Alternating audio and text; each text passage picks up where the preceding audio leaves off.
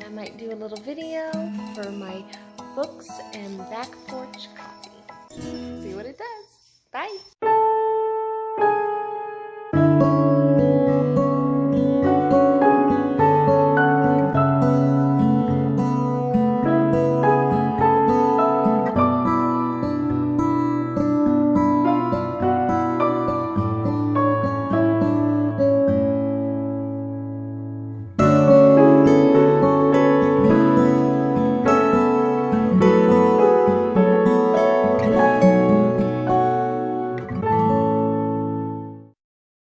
Hi everybody, it's your girl Sarah Phillips back with Books and Back Porch Coffee, and today I'm going to be doing my first ever book review. I'm so excited. Okay, so I'm only doing one book review this time around because I'm very new at this and I want to keep it simple, loosey-goosey. So the first book I am going to be reviewing is called Hot and Badgered by Shelley Laurenston. It is a part of the Honey Badger Chronicles, and it is actually the first book in the series. This series is actually a spinoff or a continuation of Shelley Laurenston's The Pride series. Now, Shelley Laurenston has created this wonderful world of shifters that is living parallel to human society. The shifters have their own communities. They run their shifter-only towns, and they have businesses. They run they have their own sports, government. They have their own shifter-based police force and actual shifter-based units within the military. And they are just running parallel to us, unbeknownst to us regular humans, to some of us, and just running their lives just like normal people do. Only a little different. Only a little different. They're able to change into animals, which is very interesting, and I like that a lot. This book for the Honey Badger series was the first book that I bought after quarantine was starting to wind down in 2020. And I loved listening to this book not only on Audible in the car, but I loved reading it, every second of it. So to tell you a little bit about this book, it is based on the Charlie. It is a story about the McKilligan sisters, who are badger hybrids. And it's very interesting that hybrids actually do live in a society of shifters. And what makes these girls interesting, not only are they hybrids, honey badger hybrids, but they are the daughters of the worst con artist in the shifter community, called Frankie McKilligan. A very Irish name, very New Yorker. And he is a part of the McKilligan clan. Now, what's interesting about honey badgers in general is they're all thieves.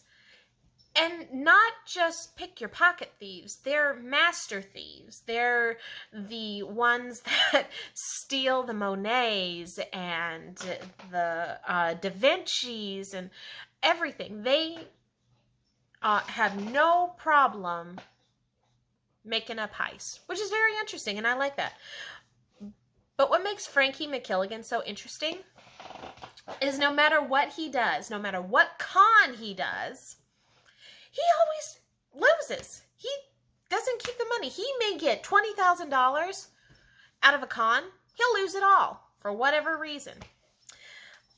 But how his three daughters describe him is his fucked up genes. Because of his genes, his daughters, Charlie and Stevie, who are wolf and tiger hybrids along with badgers, they have some interesting qualities. Now, to tell you a little bit about Charlie and her sisters, Charlie is this amazing character. In Hot and Badgered, she is the main heroine, but what makes her such an amazing character is not only is she a very detail-oriented mother figure to her sisters. She is go-getter, get things done, and take care of things as herself, rather than let anybody else clean up their messes. She is also this beautiful African-American woman who not only raised her two sisters by herself with the help of her grandfather, but she raised them by herself. But she is also not your typical skinny heroine. She is big and beautiful. She is very athletic, but she's not toothpicky, which makes me happy. But what makes her interesting as a hybrid, she is a wolf and badger hybrid. And because of her father's genes, she has extremely fast healing abilities, but there's side effects to her father's genes. She has horrible allergies to where she cannot smell a thing without being heavily medicated by foreign medicine. And she is basically blind. She can't see without contacts or glasses. And she has a hard time with that. But it makes it interesting for her as a character. But also there's another little thing, but I don't want to spoil her character anymore. So what is so interesting about her, besides her being a wolf shifter and badger shifter, she also is in charge of these two wonderful little angels. Yeah, right. Max and Stevie. Her sisters, that her biological half-sisters that she has helped raise her entire life. Max happens to be an actual full shifter, but she is actually part Asian and part Irish as well. And she's this spunky, compact shit starter. She has no problem getting in people's faces, being honest, and starting shit. She is just one of those people. And it just makes for an interesting combination, especially when the sisters start arguing and fighting. Now, Stevie. Oh, bless Stevie's heart. She is not only cursed as a hybrid honey badger and tiger shifter because of her father, but she is also blessed with an extremely smart brain. Let me tell you how smart this child is. From the age of 5, she was composing. She was a violinist and she composed music. She has a PhD in math, science. She has a law degree. She's a mathematical genius. And she also saved our planet from a black hole. Or so she says. But along with that genius comes kind of like a little bit of a backlash. She has anxiety and depression issues out the wazoo. She has to be heavily medicated. And even though she is actually a very independent woman that takes care of herself and works at high-risk jobs, she likes to go to mental facilities to kind of treat them as spa days for herself, where she gets to relax and calm herself and work on her mental health. I love her personally. She is one of my favorites. Not only because of the anxiety disorder, but because she is very aware of herself and what she needs. And she loves therapy, and she loves just about everybody. But she has extreme anxiety, so she has issues. But this story, not only the McKilligan sisters, but it's mainly focused on Charlie McKilligan and her leading man, Berg Dunn. Now, how they meet is actually a very interesting story. At the beginning of the book, about chapter 2, Charlie is being hunted down by full human males, and she is chased out of her hotel room and into the balcony of a very famous cameo appearance that we get from the previous Pride series, one of the Jean-Louis Parkers. And he is the famous pianist. And at the time, he is being protected by Berg Dunn. Now, Berg Dunn is our very lovable, one of triplets, grizzly bear. He's a full shifter, and his personality is actually pretty laid back and very calm. He is very businesslike and very protective and does a very good job as a bodyguard, mainly because he's a grizzly. And if you startle a grizzly, like in real life, it's never good. So how they meet is Charlie lands on his balcony, naked. So when the full humans come down and start raising hell, Berg does what Berg does best. Destroys people. And he gives Charlie not only a gun, but a shirt to wear. And Charlie runs off into the night.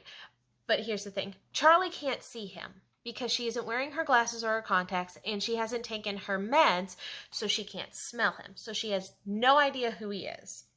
And this will later play into the story later.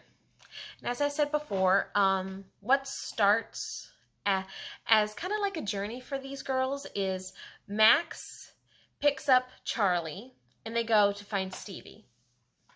And she is at a mental health facility, and they have to break her out. And they have to break it to her that they have gotten the news that Frankie McKilligan is dead. And they have to go identify his body. So now, not only are the girls being hunted by full humans, they have to go see if they can identify their deadbeat father and find a home base. So they all go back to New York, where, incidentally, she runs into Berg Dunn again. And during the ensuing chaos, Berg actually offers her and her sisters an alternative place to live for themselves. And he leads them to his town, where it's basically run by bear shifters. There are grizzly bears, black bears, polar bears, all kinds of bears, sun bears. They're all there, and they live on honey farms, which is a bad idea. Honey badgers love honey just as much as bears do. Funny. So Charlie and her sisters move into a rental house and start trying to figure out what is going on from there. And in the ensuing chaos that is everything, Charlie figures out a way not only to win over her neighbors and make sure that everybody stays happy and healthy within the community, but as a way to relieve her stress from her sisters, who were constantly arguing and picking on each other and her, is to bake. Charlie is a baker, which is very calming and relaxing for her, and she ends up baking a lot for the neighborhood. But not only is Charlie being hunted down by by full humans, something else has been piqued into their interest. The group is now interested not only in Charlie, Max, and Stevie, but they are curious as to what they are. So who do they send in to assess the damage and see if they are willing and able to join the group? We get a cameo appearance of Deanne Smith and her partner, Sella Malone. And we also get another cast of characters from the previous Pride series that make brief cameos within the book. We have Bo Novikov and his very wonderful hyper wolf dog hybrid wife, Blaine Thorpe. We also get a peek into the Jean-Louis Parkers with Kyle, who actually knows Stevie from previous years. And we also get to see Deanne Smith's husband and her beautiful daughter. But what I like most about, and this is what I like most about this series, that the characters keep to come back and we get to see how they have progressed in their lives, which is wonderful and I enjoy personally. I hope everybody enjoys that as well. To continue on with the review, I love the setting and the themes of this book. Dysfunctional family and being able to live and take care of yourselves as independent women, even though you have been handed a certain deck of cards, you can always change it. You can always find a way to take care of yourself. I love the chemistry between Charlie and Berg. Berg is actually a very calming presence for Charlie, who is very detail oriented, and she is constantly trying to take care of her sisters. So she is always stressed and she's always worried about what her father has gotten them into now. And we actually get to meet some more extended relatives to the McKilligan sisters via Frankie McKilligan. But we get to see their romance bloom and blossom as just kind of like something slow and easy, very calm and soft, and not as hot and heavy as you would think. Berg is there as someone to lean on and to be there with her and to help her out in certain situations. And their romance is not necessarily the main focus of the book. The main focus is of Charlie McKilligan and her sisters. So that is something I personally love. And I cannot wait to continue reading the books. There are 4 books in the film. There is, not in the film, but in the series so far. Breaking Badger is the newest one. I have actually listened to that on Audible, and it is so amazing.